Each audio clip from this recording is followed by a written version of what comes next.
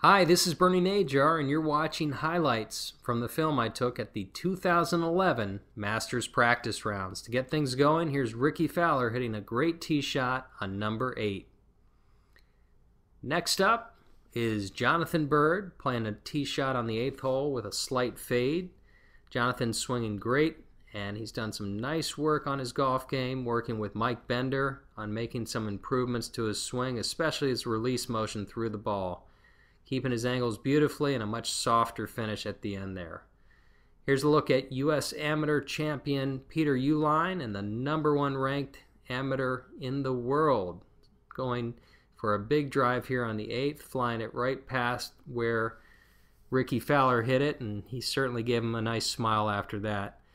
Dustin Johnson also hitting a big drive on the 8th hole. This was absolutely hammered, dead straight. Amazing to watch that shut face angle stay so stable through impact.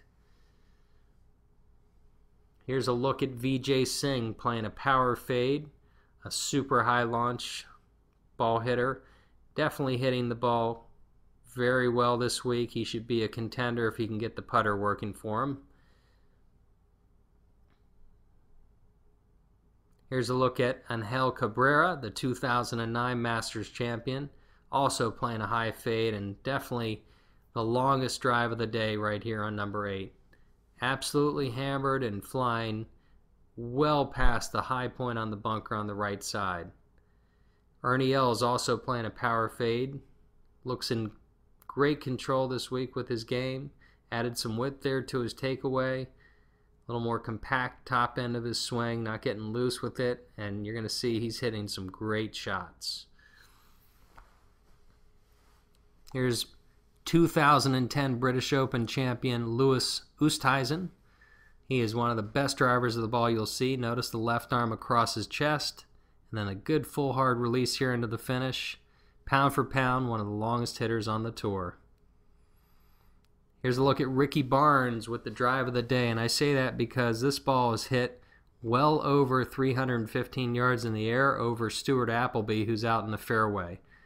It was amazing to watch, a little scary because I was thinking about what if he hit Stuart on this shot, but obviously he knew he had plenty in the tank to clear him. Great looking swing.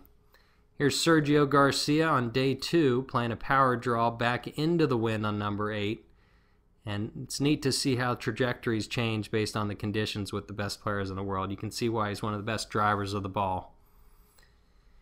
Here's a look at the #2 ranked player in the world, Lee Westwood, out on 15, playing a perfect little draw back into the wind. You can see why Lee hits the ball so well. Watch how beautifully he covers it through impact there. Great balance and rotation into the finish. Here's one of the longest hitters in the world. This is Alvaro Tiros, also on 15. He too is playing a power draw back against the wind. A beautifully compact golf swing there, a good hard release, and tons of speed. Here's Rory McIlroy, amazing guy to watch in person. Probably the most exciting player in the world right now at his age, other than Rickie Fowler.